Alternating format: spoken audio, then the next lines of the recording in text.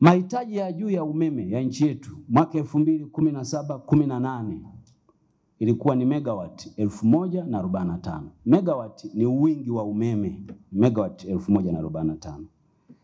Ambapo mwaka 2018-19 mahitaji yaliongezeka yakawa megawati 1116.6.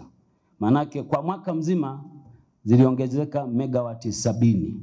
2020-21 tukafika 1201, mwaka 2021-22 ikapanda tukafika 1340.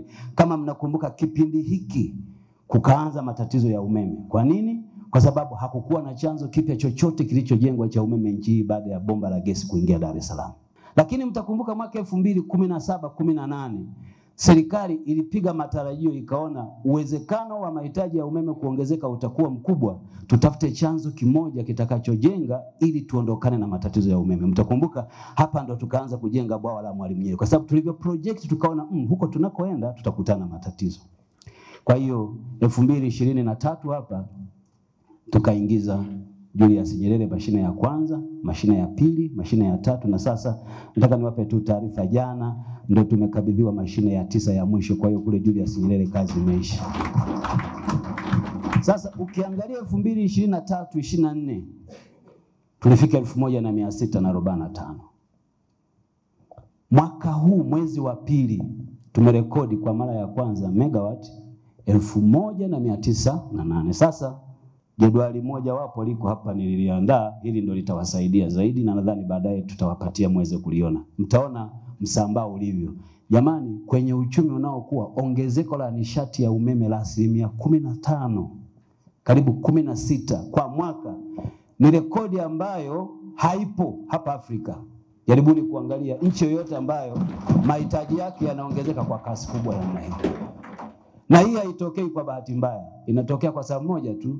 Serikali yetu kwa miaka 4 hii imefanya kazi kubwa ya kuifungua nchi, na kwa kweli mnyonge mnyongeni, haki yake mpeni. Rais wetu, mwenyekiti wetu ametufanyia kazi kubwa sana kwenye sekta ya nishati.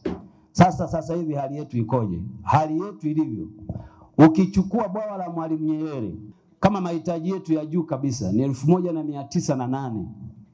Maana yake ni kwamba bwawa la Mwalimu Nyerere peke yake lina uwezo wa kuilisha nchi hii kwa umeme bila matatizo, bila vyanzo vingine.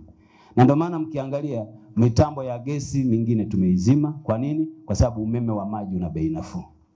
Na kulikuwa na mitambo tuliyokuwa tunazalisha ya Songas ambayo kwa miaka mingi ilikuwa inapigiwa kelele na muda wake ulikuwa umefika mwisho. Watu wakawa wanatamani tuongeze muda. Mheshimiwa Rais akasema sitaki umeme wa bei kubwa kwa wananchi, tunamalizana nao mkataba, Songas aende, tutazalisha umeme wenyewe. Hili jambo ni kubwa sana. Lilishindikana kwa zaidi ya miaka 20. Songas mnaifahamu, kila mtu alikuwa anaisema.